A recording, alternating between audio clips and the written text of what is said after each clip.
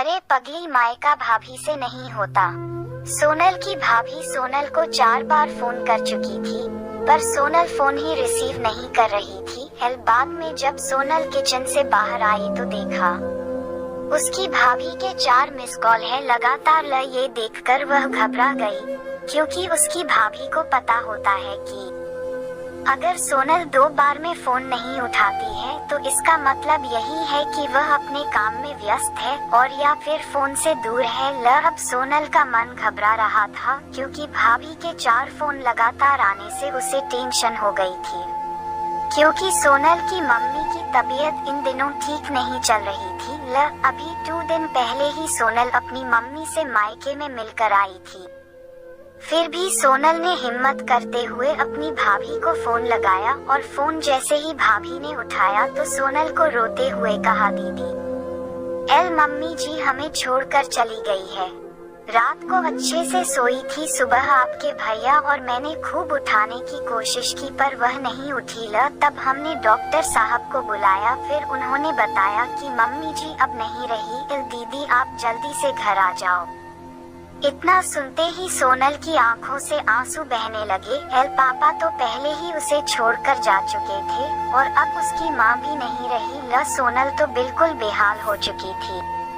अब सोनल ने रोते रोते यह बात सक्षम उसके पति को बताई तो सक्षम ने उसे संभाला और उसे जल्दी से कार में बिठाकर मायके ले गया। सोनल जैसे ही अपने घर पहुंची तो अपनी माँ के शरीर को देखकर उससे लिपट गई और खूब रोई। आखिर में सक्षम ने उसे किसी तरह समझाया और माँ का अंतिम संस्कार किया।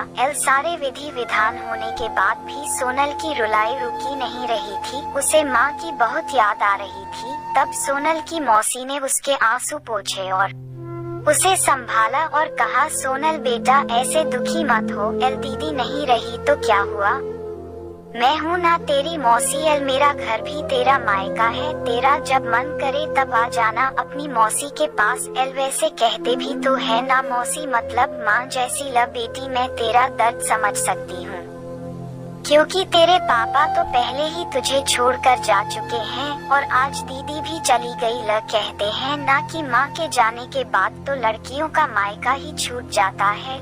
ये भाभी तो बस दुनिया को दिखाने के लिए नाम का रिश्ता होता है, क्योंकि मायका तो माँ से ही होता है। सोनल भी मन ही मन सोचने लगी कि शायद मौसी ठीक ही तो कह रही है, और वह मौसी से लिपटकर जोर जोर से रोने लगी और कहने लगी, क्या मासी मेरा भी मायका अब नहीं रहा।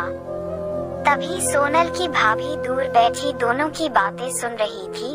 पहले तो भाभी ने सोनल को चुप कराया और फिर उसे दिलासा दी।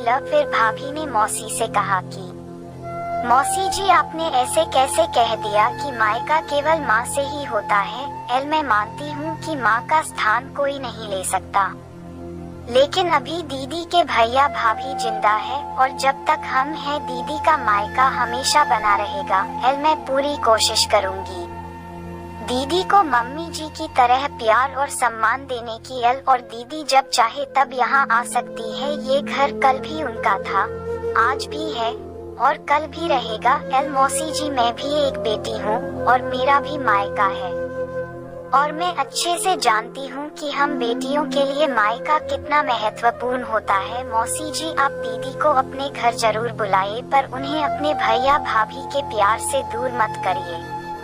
तभी मौसी ने कहा, बहू आज के जमाने में तेरी जैसी सोच रखने वाली भाभी बहुत कम मिलती है। मुझे माफ कर दे, मैंने सोनल को गलत राह दिखाई।